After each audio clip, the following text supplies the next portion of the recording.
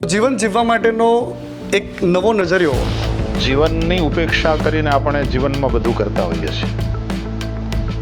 એમાં જીવન એક બાજુ સાઈડમાં રહી જાય છે, જીવવાનું જ માણસ ભૂલાઈ જાય છે. લોકોની મંદિરોમાં ભીડ વધે છે, પરંતુ ભગવાન અંતરથી અંતરનું જે અંતર છે એ ઘટી રહ્યું છે. મંદિરોમાં ભીડ વધી છે બતાવે છે કે માણસ ક્યાંક ને ક્યાંક યા તો દુઃખી છે, યા તો અશાંત છે, એને કંઈક સોલ્યુશન જોઈએ છે.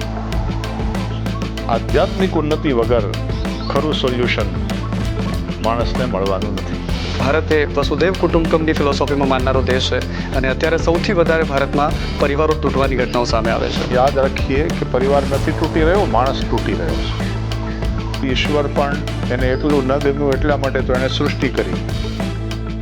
રોજે રોજ વૃદ્ધાશ્રમોના ઉદ્ઘાટન થતા જોવા મળી રહ્યા છે. સમાજ માટે કેટલું મોટું દૂષણ. આપણી સંસ્કૃતિમાં વૃદ્ધાશ્રમો નથી. આપણી સંસ્કૃતિમાં વાનપ્રસ્થાશ્રમ. પણ વાનપ્રસ્થાશ્રમ એટલે સ્વીકારેલી વ્યવસ્થા. આ વૃદ્ધાશ્રમ એટલે સ્વીકારવી પડેલી વ્યવસ્થા. આજના સમયમાં કૃષ્ણ અને વૈશ્વિક યુદ્ધની પરિસ્થિતિમાં અધ્યાત્મ.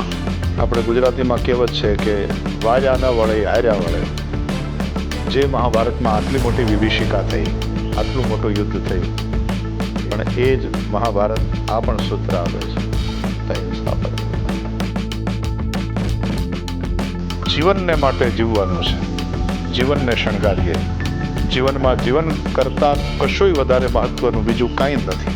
ગાદલા બિછાવવામાં અને પથારી પાથરવામાં રાત વહી જાય છે, ઊંઘવાનું રહી જાય છે અને સવાર થઈ જાય છે.